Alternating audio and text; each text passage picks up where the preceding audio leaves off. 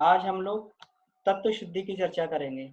तो अन्नमय कोश के जो 4 उपाय जो हमने डिस्कस किए थे, तो अन्नमय कोश में सबसे पहले जो हमारा जो उपाय था, ये आसन का था। आसन के बारे में हम लोगों ने चर्चा की थी।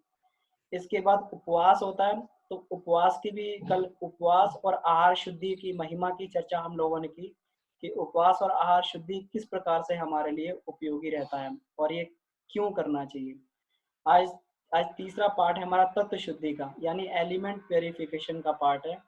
इस शरीर में आज हम लोग ये चर्चा करेंगे कि अगर अलग अलग एलिमेंट्स हमारे जो हमारे पंच तत्व हैं, अगर इनका संतुलन खराब हो जाता है, गड़बड़ा जाता है, तो हमारा शरीर रोगी हो जाता है। तो उसी तत्वों के एक एक तत्व को बैलेंस कैसे किया जाए, तो इस पर हम लोग चर्चा करेंगे। ये 5 तत्व, ये 5 देव के रूप में हमारे शरीर में रहते हैं। हम लोग देवताओं की उपासना करते हैं, प्रार्थना करते हैं, उनको उनकी मनौती करते हैं, उनसे वरदान मांगते हैं। लेकिन अगर हमें अपने शरीर में जो है प्रत्यक्ष देवताओं को देखना हो, ये प्रत्यक्ष जो देवता हैं, ये पंच तत्वों के रूप में हैं। पंच तत्व यानी पृथ्वी, जल, अग्नि, वायु और आकाश। ये 5 तत्व हमारे जीवन में प्रत्यक्ष इनका रोल रहता है, और ये अगर ये विकृत हो जाएं, तो मनुष्य का शरीर जो है रोगग्रस्त हो जाता है। तो फिर कोई भी ऐसी विधा मेडिसिन नहीं है जो किसी व्यक्ति को ठीक कर सके। उसका तत्व गड़बड़ा गया, उसका एलिमेंट गड़बड़ा गया, और अगर ये स्वस्थ हो जाएं, तो ये सारी की सारी संसार की विभूतियों को उस मनुष्य को दे देते हैं। तो इसकी चर्चा करेंगे कैसे। हम लोग पहले इसकी स्वास्थ्य के पॉइंट ऑफ व्यू से हम लोग चर्चा करते हैं कि आयुर्वेद का जो आधार होता है, आयुर्वेद में जब निदान किया जाता है, किसी बीमारी की जब चिकित्सा की जाती है, तो इसमें ये देखा जाता है कि वात, पित्त और कफ, जिसे त्रिदोष बोलते हैं, त्रिदोष, ये त्रिदोष का क्या अभी इसमें स्टेटस है, स्थिति है। शरीर में किसी भी व्यक्ति के शरीर में ये 3 दोषों का क्या स्थिति है। ये ये हमारा जैसे इनका इनका उपयोग क्या होता है। ये दोष का मतलब ये नहीं है कि ये जो है खराब है। इनका उपयोग क्या होता है। इनका उपयोग ये होता है, बिल्कुल सरल सरल भाषा में, थोड़े थोड़े शब्दों में इसकी चर्चा कर लेते हैं। सबसे पहले लेते हैं वात। वात जिसे वायु बोलते हैं, ये हमारे शरीर में जो सिग्नल्स जो अलग अलग पहुंचते हैं, ये सिग्नल पहुंचाने का ये काम करती है। फॉर एग्जाम्पल, अगर पेट को भूख लगी हुई है, तो पेट की सेंसरी के रूप में वायु जो है ये मस्तिष्क को सिग्नल पहुंचाती है कि ये जो है पेट को भूख लग गई है। तो ये वात का ये प्रधान काम हुआ। पित्त का जो काम होता है, ये पित्त का काम जो होता है, पित्त अग्नि रूप में होता है, वात वायु रूप में, पित्त अग्नि रूप में होता है। तो पित्त का काम होता है भोजन को पचाना, भोजन को डाइजेस्ट करना। तो अगर पित्त जो एसिड के रूप में हमारे हमारे अंदर होता है, और एसिड के रूप में ये हमारे भोजन को डाइजेस्ट करता है। सब लोग जानते हैं कि हमारे पेट में जब खाना जाता है तो एसिड पैदा होते हैं। एसिड मिक्स होने से ये भोजन छोटे छोटे भागों में टूट जाता है, स्मॉल पार्टिकल्स में टूट जाता है, वहीं से फिर हमारी पाचन क्रिया चालू होती है।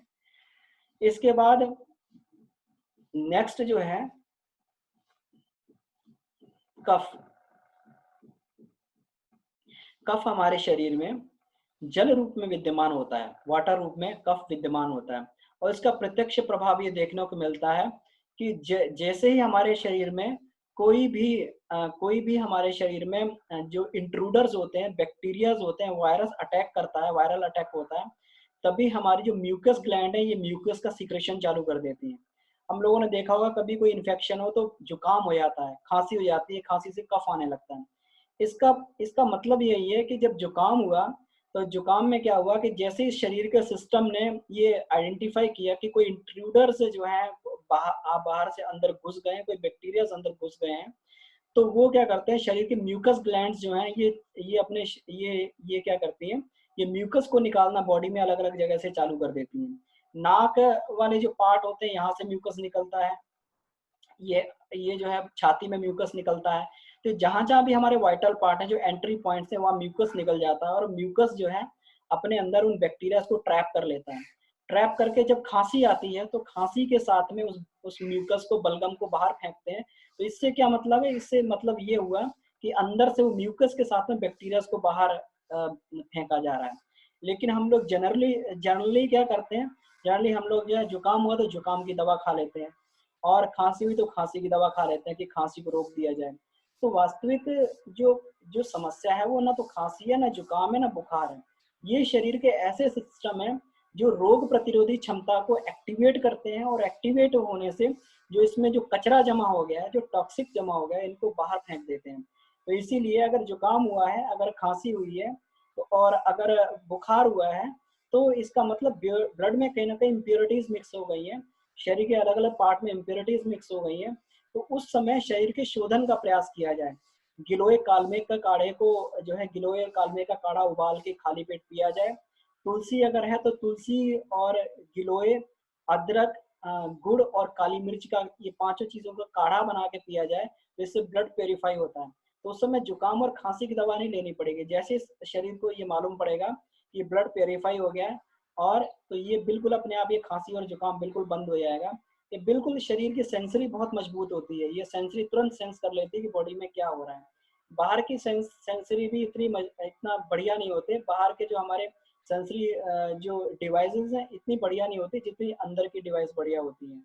हमारे शरीर में जितना इम्यूनिटी, जितना रोग प्रतिरोधी क्षमता हमारी मजबूत होती है, उतनी किसी भी बाहर की कोई भी एंटीबॉडीज जो एंटीबायोटिक की फैक्ट्री उतना एंटीबॉडीज को नहीं बना सकती। इसलिए इस रोग प्रतिरोधी क्षमता को हमें ये मजबूत बनाने के लिए हमें अपने ये अंदर की इसमें क्षमताओं को विकसित करके रखना पड़ता है, अपने टॉक्सिक को बाहर फेंकना पड़ता है। और ये गिलोय जैसी चीजें हैं, जैसे गिलोय हो गया, कालमेघ हो गया, ये तुलसी हो गया, ये इस तरीके की चीज़ों को हमें लेते रहना चाहिए। तो ये धीरे-धीरे हमारी इम्यूनिटी को इतना मजबूत कर देते हैं कि ये हमारा ये हेल्प करते हैं। अब आप देख सकते हैं, अब देखिए बॉडी कितनी फास्ट रिस्पॉन्ड करती है। आज जो कोरोना की समस्या चल रही है, तो दुनिया की कोई भी एडवांस एडवांस कंपनीज का वैक्सीन नहीं बना पाई, इसका कोई भी एंटीबॉडीज नहीं बना पाई। लेकिन शरीर को देखिए कि लोग ठीक हो रहे हैं, और लोग ठीक होते हैं तो उनका प्लाज्मा निकाल के दूसरे व्यक्ति को प्लाज्मा चढ़ा के प्लाज्मा थेरेपी की जा सकती है। तो हम जान सकते हैं कि ये भगवान ने कितना जबरदस्त ये बॉडी का सिस्टम बनाया है, बॉडी एंटीबॉडीज का सिस्टम बनाया है। हमें केवल थोड़ी सी सावधानी बरतनी पड़ती है, थोड़ा इसका ध्यान रखना पड़ता है, और ये इतना मजबूत हो जाता है कि फिर किसी भी तरीके का कोई भी वायरस जो है फिर इस पर असर नहीं कर सकता, और ये सेल्फ सस्टेनिंग सिस्टम बन जाता है। जीवन भर किसी भी दवा खाने की आवश्यकता नहीं पड़ती, इतना बढ़िया ये सिस्टम ईश्वर ने दिया है। लेकिन हम इसको कैसे करप्ट कर देते हैं। आज पंच तत्वों की साधना के माध्यम से हम जो है इसको जान पाएंगे कि कैसे कैसे एक एक एलिमेंट को हम मजबूत करें, और ये एलिमेंट हमारे लिए एक ढाल का काम करे, ये एलिमेंट हमारे लिए रक्षा कवच का काम करे। तो ये तो आयुर्वेदिक पॉइंट ऑफ व्यू से इसकी बात की गई। अब ये इसका इसका जो बेनिफिट है, ये आयुर्वेदिक पॉइंट ऑफ व्यू से ये शारीरिक भौतिक इसका बेनिफिट नहीं है, इसका आत्मिक भी बहुत बेनिफिट होता है। पंचकोशीय जिस साधना की हम लोग बात कर रहे हैं, इसमें पंच तत्वों की साधना बहुत बड़ा रोल करती है। और इसको गायत्री, ये पंच तत्व को गायत्री के ये पांच मुख बोला गया है। गायत्री के पांच मुख ही जो है, ये ये इसको पंच तत्वों को बोला गया है। तो जो व्यक्ति भले ही कितनी उपासना करता हो, गायत्री मंत्र जप करता हो, वो अगर वो अपने तत्वों का प्यूरिफिकेशन नहीं करता है, अगर अपने तत्वों को ठीक नहीं रखता है, तो वो गायत्री की सही उपासना नहीं करता है, वो इस साक्षात गायत्री का तिरस्कार करता है। ये बहुत बड़ी बात गुरुदेव ने गायत्री महाविज्ञान में लिख दी। सब लोग पढ़ सकते हैं उस बात को इसमें, कि ये तत्वों का तिरस्कार ना किया जाए, ये प्रत्यक्ष देवताओं का तिरस्कार ना किया जाए। बाकी देवताओं की कृपा तो पता नहीं मिलती है कि नहीं मिलती है, इस लोक में मिलती है, परलोक में मिलती है। लेकिन पंच तत्व की प्योरिफिकेशन की साधना जो है उसी दिन अपना प्रभाव दिखाना चालू कर देती है। ये बिल्कुल प्रैक्टिकली प्रूव्ड है, और आपको बताएंगे इसका कितना जबरदस्त इसका बेनिफिट होता है। ठीक है, तो मैं सबसे पहले एक पीपीटी आपसे शेयर करता हूँ। इस पीपीटी में हम लोग ये देखेंगे।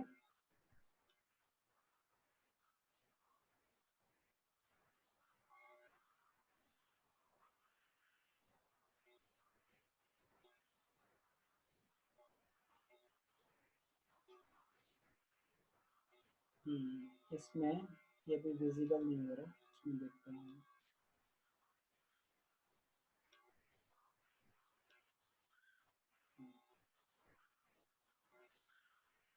तो इनका जो है बहुत बड़ा महत्व हमारे जीवन में होता है तत्वों का, ये तत्व शुद्धि की साधना का, और ये प्रत्यक्ष बिल्कुल अपना ये बेनिफिट देती है। ठीक है, तो आशा करता हूँ कि मेरी स्क्रीन सभी को दिखाई दे रही होगी।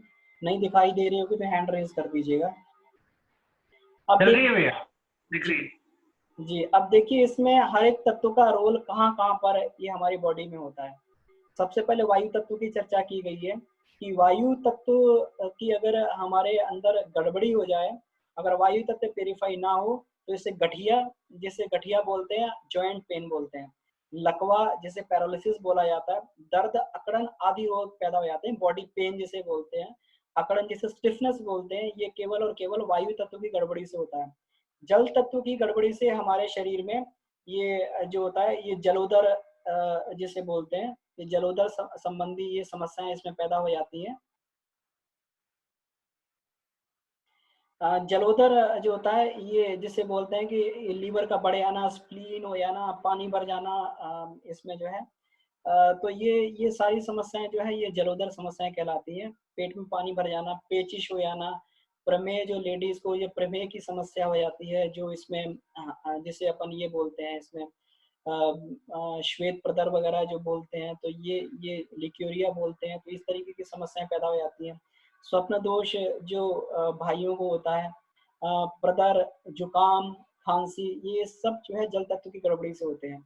अग्नि तत्व की गड़बड़ी हो जाए तो हमारे अंदर जो है ये जकड़न, अपच, शिथिलता, इस तरीके से रोग पैदा हो जाते हैं।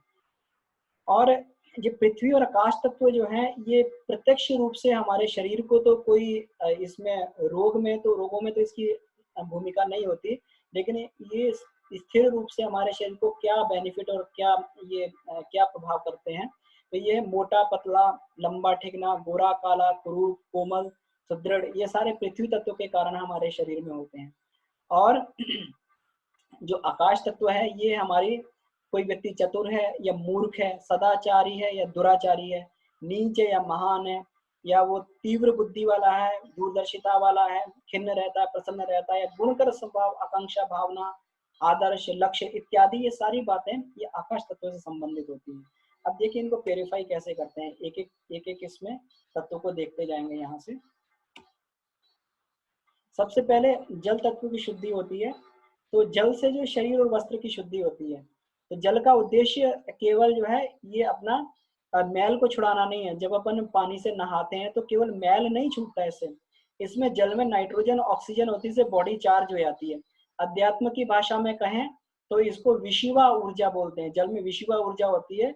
बहुत सारे लोग ये कहते हैं कि हम जब भी स्नान करते हैं, जब भी हम लोग नहाते हैं, तो नहाने से हमारे शरीर में क्या होता है कि एक भूख हमारी तेज हो जाती है, हमें हमारे मस्तिष्क में ताजगी आ जाती है, तो एक फ्रेशनेस हो जाती है, जो इसी से होता है कि जल की जो विशिवा ऊर्जा होती है ये शरीर को प्राप्त हो जाती है।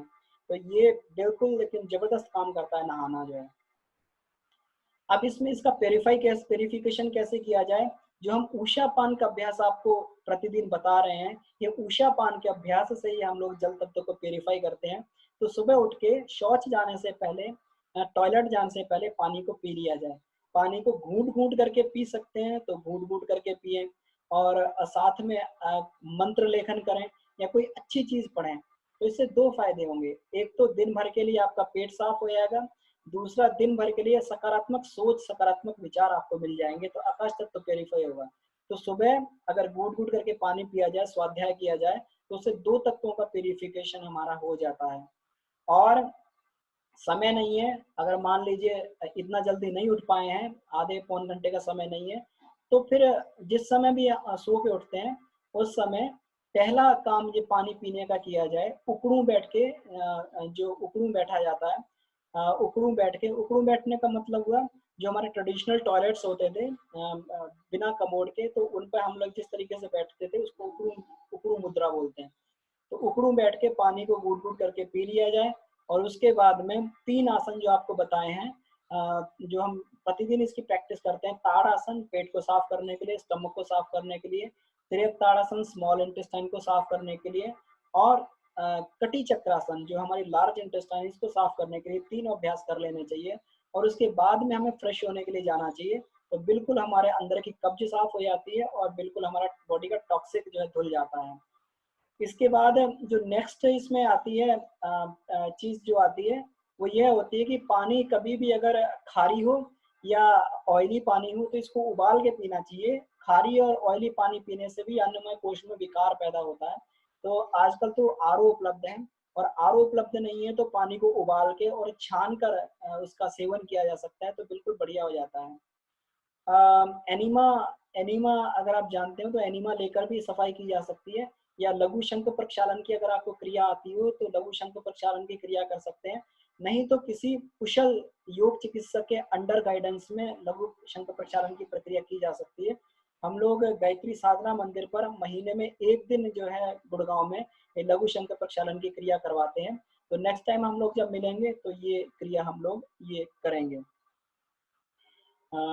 ठीक है, तो ये हमारा जल तत्व का प्यूरिफिकेशन हुआ। जल तत्व का प्यूरिफिकेशन किससे जो है ये इससे अपना ऊषापान से और शंख प्रक्षालन से, एनिमा इत्यादि से हम लोग इसका पूरा जल तत्व का प्यूरिफिकेशन करेंगे।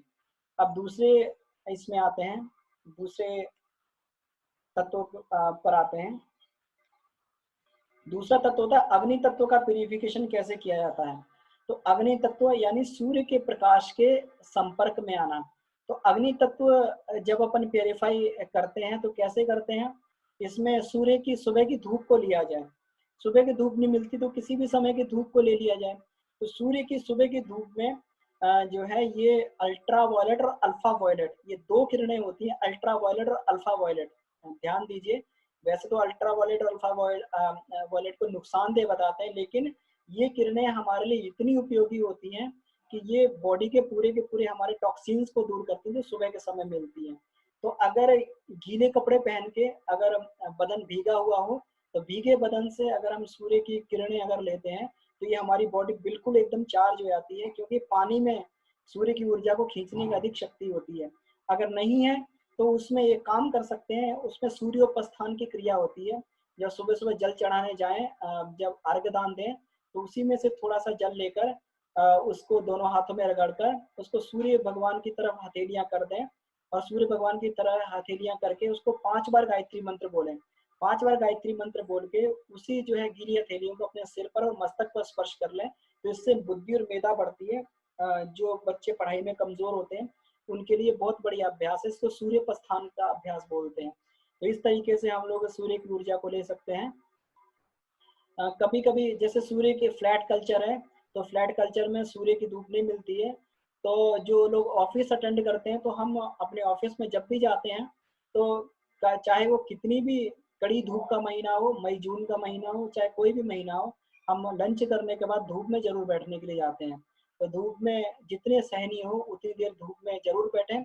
इससे विटामिन डी भी मिलता है जो केवल और केवल सूर्य की ऊर्जा से नेचुरली मिल पाता है। और विटामिन डी अगर मिलता तो हड्डियां मजबूत होती हैं। अगर विटामिन डी ना मिले तो हमारी जो है हड्डियां धीरे धीरे कमजोर हो जाती हैं और बोन्स की समस्याएं धीरे धीरे पैदा हो जाती हैं और शरीर में और तरीके की समस्याएं पैदा होती हैं। इसके लिए विटामिन डी के कैप्सूल हमें खाने पड़ते हैं। काले होने की चिंता न करें। जो है अगर धूप में बैठ के रंग काला भी पड़ता है तो इसे सौभाग्य का प्रतीक मानना चाहिए, तो विटामिन डी शरीर में बढ़ रहा है। इसके बाद में नेक्स्ट जो होता है सूर्य की ऊर्जा को खींचने के लिए रविवार का उपवास होता है। तो रविवार को सूर्य की तेजस्विता को अधिक से अधिक खींचा जा सकता है, तो इसके लिए रविवार को उपवास करें। दिन में 12 बजे तक कुछ भी ना लिया जाए, केवल पानी पिया जाए, और उसके बाद में 12 बजे के बाद में फलाहार इत्यादि किया जा सकता है। और सफेद जो है दूध और छाछ, ये सफेद चीजों का लेने का प्रयास करें।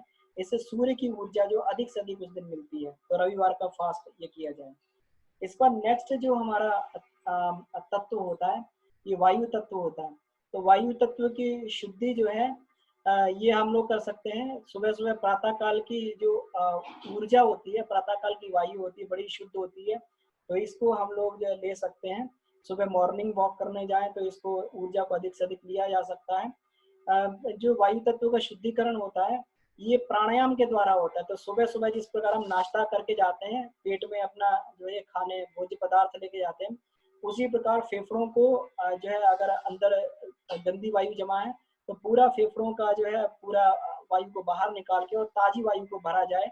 तो सुबह 3 राउंड कम से कम नाड़ी शोधन प्राणायाम के और कम से कम 10 से 15 राउंड प्राणाकर्षण प्राणायाम के करने चाहिए। इससे दिन भर के लिए हमें ताजगी मिल जाती है, दिन भर के लिए वायु तत्व की शुद्धि हो जाती है। तो अगर आई फ्लैट कल्चर है तो ताजी वायु नहीं मिल पाती, तो उस कल्चर में हमें सुबह प्रतिदिन जो है 5 मिनट का यज्ञ कर लेना चाहिए। तो 5 मिनट का यज्ञ, 5 से 10 मिनट का जो दैनिक यज्ञ गुरुदेव ने बताया है उस यज्ञ को किया जाए और उसके सानिध्य में प्राणायाम किया जाए तो ये 2 फायदे करता है। एक तो वायु तत्व शुद्ध हो जाता है और यज्ञीय ऊर्जा के प्रभाव में जो धूम्र बनता है उसको अगर हम अपने अंदर खींचते हैं तो ये शरीर के सारे रोगों को भस्म करने के लिए एक बहुत अचूक ये माध्यम है। इससे धीरे धीरे बॉडी का टॉक्सिक भी दूर हो जाता है, क्योंकि धुआं जो है ये फेफड़ों में जाता है, ब्लड में मिलता है और ब्लड पूरे शरीर में घूमता है तो सारे शरीर के बैक्टीरिया को ये खत्म कर देता है। तो सुबह हमें 5 से 10 मिनट का यज्ञ कर लेना चाहिए।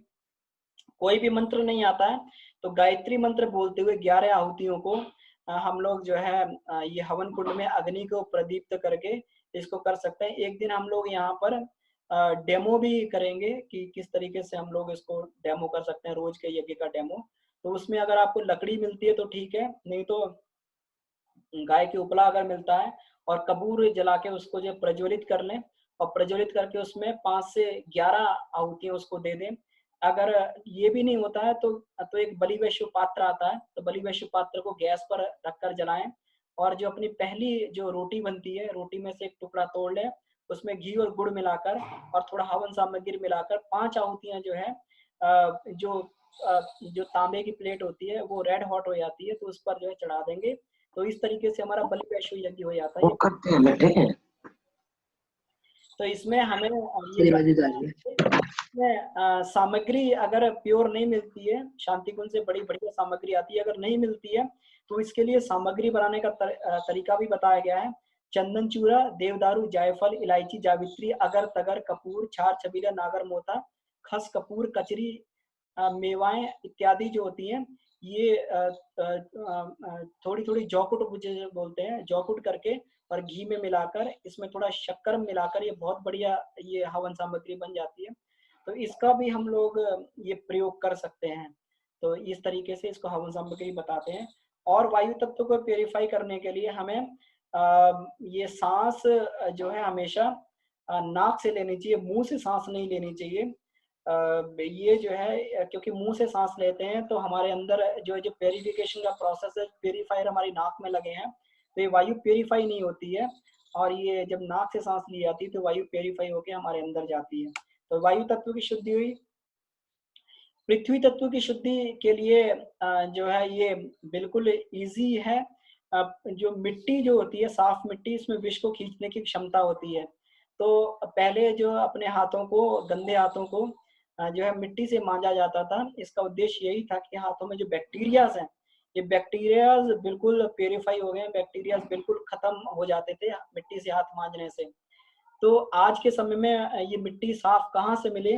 मिट्टी में एक बहुत बड़ी क्षमता होती है कि ये जहाँ लगती है वहाँ के विष को खींच लेती है।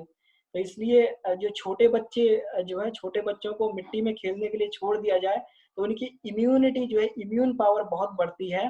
ये मिट्टी में खेलने के लिए बच्चों को जरूर छोड़ें, तो उनका जो इम्यून सिस्टम है ये धीरे धीरे बैक्टीरिया को समझ लेता है और फिर बच्चे वो बीमार नहीं पड़ते हैं। तो मिट्टी में खेलने दिया जाए।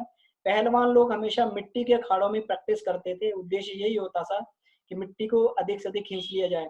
जो लोग समाधि अवस्था में करते थे वो लोग मिट्टी की गुफाओं में या मिट्टी के गड्ढे बनाकर नीचे इसमें बैठकर तपश्चर्या करते थे। इससे ये होता था कि बॉडी बहुत सारे जो बहुत सारे वाइटल जो पॉइंट्स होते हैं, बहुत सारे वाइटल चीजें होती हैं, वाइटलिटी होती है, बहुत सारी ऊर्जा को शरीर मिट्टी से ही खींच लेता था, तो भूख प्यास इत्यादि नहीं लगता था। ये बहुत बढ़िया है। और कहीं फोड़े फुंसी अगर हो तो वहां पर मिट्टी का लेप कर दिया जाए, मुल्तानी मिट्टी का लेप कर दिया जाए तो बहुत बढ़िया रहता है। एक प्रयोग हमने किया था और इसी प्रयोग को हम लोग कर रहे हैं।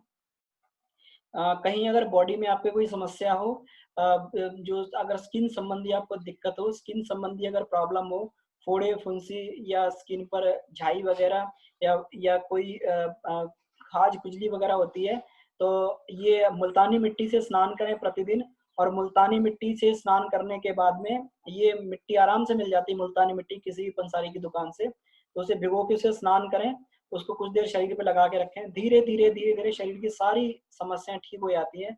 ध्यान रखिए, कितना भी कोई महंगा से महंगा साबुन होता है वो हमारी शरीर की समस्याओं को नहीं ठीक कर सकता है, क्योंकि सभी साबुनों में कास्टिक सोडा होता है, और कास्टिक सोडा जहां पर भी लगता है, जहां पर भी खाज खुजली वाले स्थान पर या स्किन डिजीज वाले स्थान पर लगता है, उसको और भी अधिक बढ़ा देता है। तो इसलिए मिट्टी का प्रयोग करें। 2 साल से हमने मिट्टी का प्रयोग किया, मिट्टी के साबुन को यूज करते हैं। ये मिट्टी का साबुन घर पे भी बनाया जा सकता है, जिसमें हम लोग मुल्तानी मिट्टी, और अगर गऊ का गोबर मिल जाए, थोड़ा गौमूत्र मिल जाए, थोड़ा नीम की पत्ती मिल जाए तो उसका रस मिला के, और थोड़ा हल्दी इत्यादि मिला के, और इसका जो है आटे की तरह गूंद के और छोटी छोटी टिक्कियां बनाई जा सकती हैं। तो ये इतना जबरदस्त साबुन होता है कि सारे के सारी स्किन के डिसऑर्डर को ठीक कर देता है। ये बहुत जबरदस्त होता है, इसी से अपना जो है ये धीरे धीरे सारे चीजें ये ठीक होने लगती हैं। और मिट्टी जो होती है ये सूक्ष्म विचारों को सोख लेती है। तो तीर्थ यात्रा इसीलिए की जाती है कि जहाँ पर ऋषि मुनियों ने तपश्चर्या करी, जहाँ पर उनके आश्रम थे, वहां पर आज भी जो है उनकी तपश्चर्या का प्रभाव है। ये इसीलिए होता है क्योंकि मिट्टी के अंदर सोखने की, संस्कारों को सोखने की क्षमता बहुत अधिक होती है। तो ठीक है, ये इसके बाद आकाश तत्व हमारा रह जाता है। तो आकाश तत्व ये डिटेल में इसकी चर्चा करेंगे, क्योंकि ये थोड़ा बड़ा है। ये किस तरीके से हमारी बॉडी को, हमारे विचारों को प्रभावित करता है, कौन सी 4 वाणियां जो होती हैं, ये चारों वाणी को हम ग्रहण करते हैं, तो इसकी चर्चा हम लोग कल करेंगे। तो अभी जो है 5 मिनट का समय बचा है। अगर कोई व्यक्ति कोई प्रश्न पूछना चाहे तो अपना हैंड रेज कर दें या चैट में अपना प्रश्न पोस्ट कर दें। जी भैया, किसी का हैंड रेज हो तो उन्हें अनम्यूट कर देंगे, या फिर चैट में कोई क्वेश्चन हो तो उसे पढ़ के बता देंगे। ठीक है। जी, तो कहीं कोई कोई प्रश्न पूछना चाहे, या कोई भी किसी भी तरीके का कोई प्रश्न पूछना चाहे पिछली क्लासेस से संबंधित, या कहीं पे भी कोई शरीर में समस्याएं हैं, कोई मानसिक समस्याएं हैं, तो उसके बारे में भी पूछा जा सकता है। जी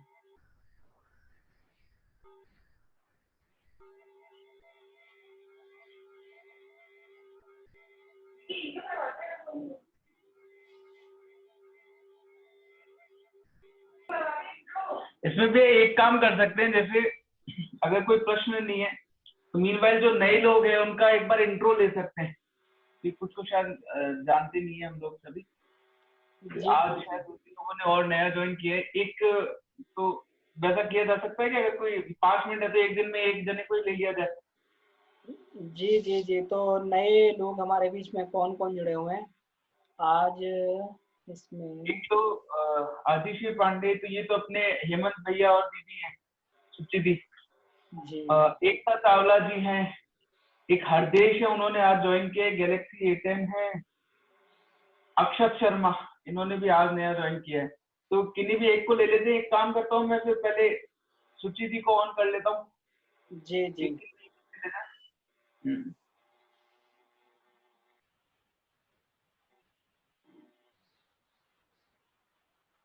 सुची दी, आपको मैंने अनम्यूट किया है, आप सुन रहे हो? हाँ, प्रणाम विवेक भैया। अच्छा, हेमंत। हाँ भी वो भैया, कहीं प्रणाम गएंगे भैया। तो प्रणाम प्रणाम अमन भैया, और क्या हाल है? जी बढ़िया बढ़िया, एकदम बढ़िया चल रहा है। और आप बताइए? ऑन करोगे क्या? क्या कह रहे हैं? वीडियो ऑन करोगे क्या? Video 1 minute. भैया, अगर अभी नहीं। सहजता हो वीडियो ऑन करने में तो कर सकते हैं, नहीं तो अगर नहीं सहजता है तो फिर इसी तरीके से भी अपना परिचय दे सकते हैं। हाँ, आप हम भी वर्तमान बस। में कहाँ पे हैं, कहाँ पे काम कर रहे हैं और क्या करते हैं, तो ये थोड़ा सा परिचय हम सभी लोग को हो जाएगा। एक्सपीरियंस क्या रहा वो भी बता सकते हैं। हाँ क्या इसमें इम्प्रूवमेंट्स हैं और क्या फीडबैक है? जरूर जरूर। मैं हेमंत पांडे, और अभी मैं अमेज़न में काम कर रहा हूँ। और मेरा हम लोग अब तो गायत्री परिवार से काफी दिन से जुड़े हुए हैं।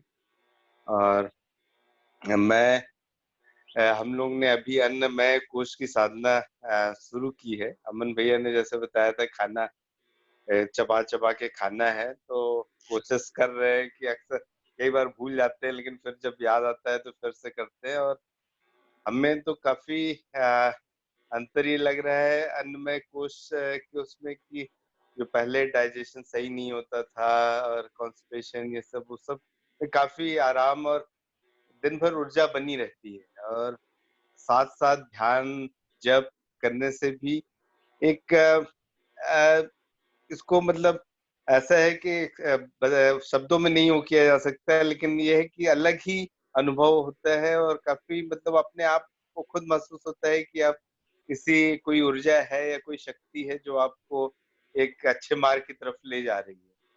तो बड़ा ही अच्छा अनुभव है। अभी तो हमने स्टार्ट किया है।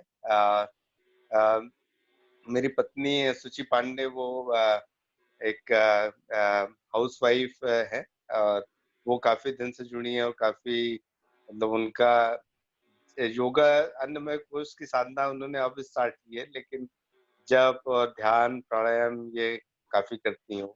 मैं उनसे सीखने की कोशिश कर रहा हूँ काफी। धन्यवाद। बहुत बहुत धन्यवाद भाई साहब। आपका अनुभव निश्चित ही सभी लोगों के लिए बहुत ही प्रेरणादायी है।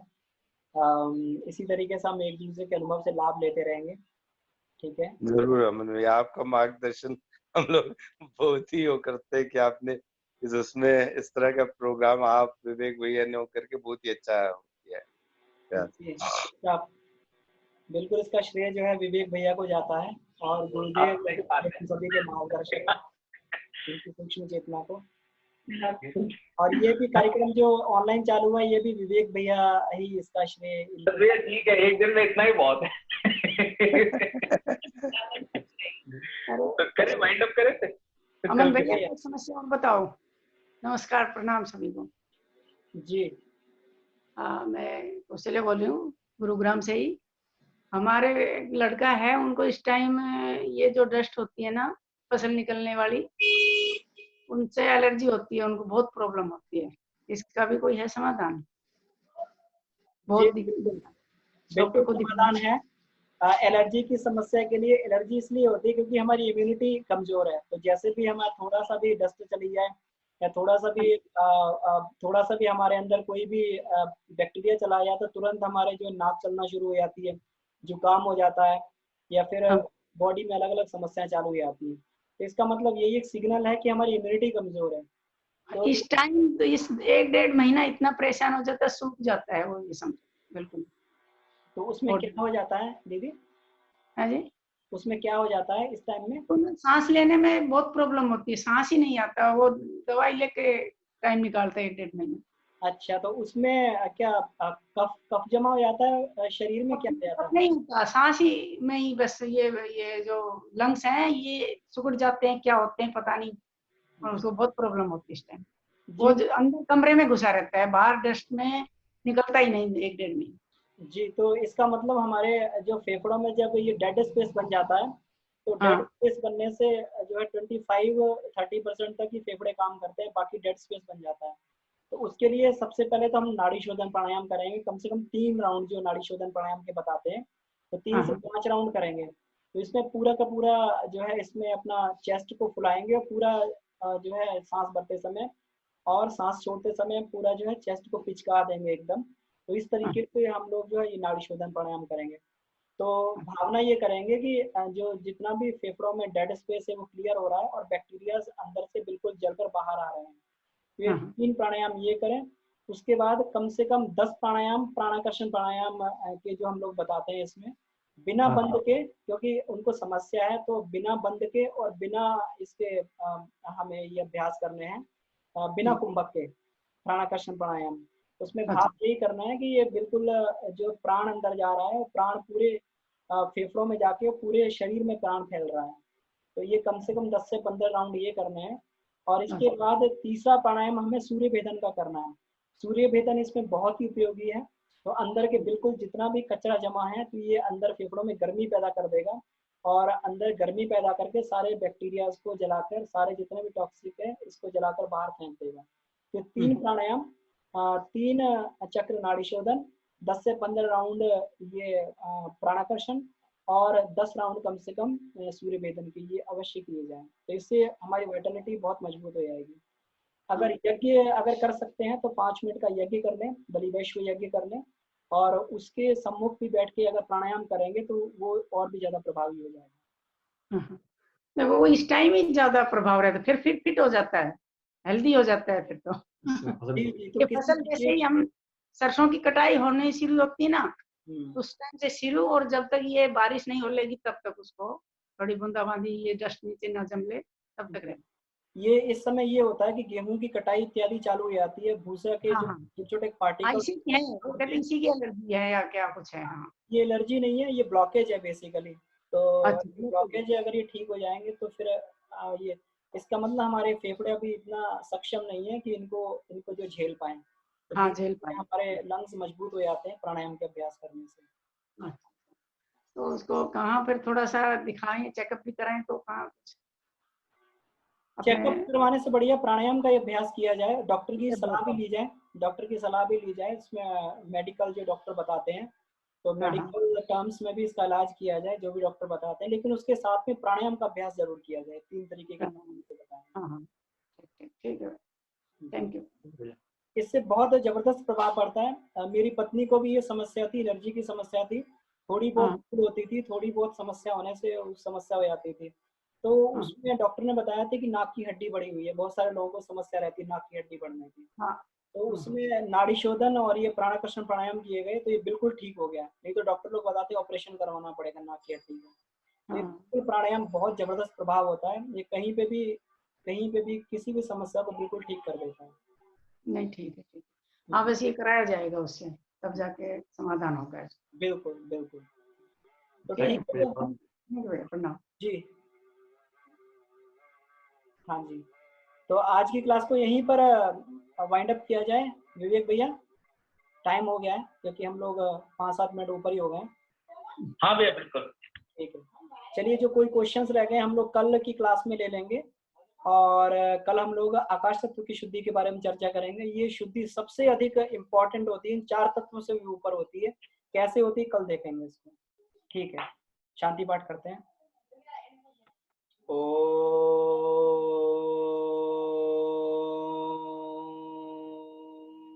शांति शांति शांति। परम पूज्य गुरुदेव वंदनीय माता जी को धन्यवाद। विवेक भैया और हेमंत भैया और सभी भैया जितने भी लोग जुड़े हुए हैं अपने अनुभव देने के लिए, अपने प्रश्न पूछने के लिए सभी को बहुत बहुत धन्यवाद।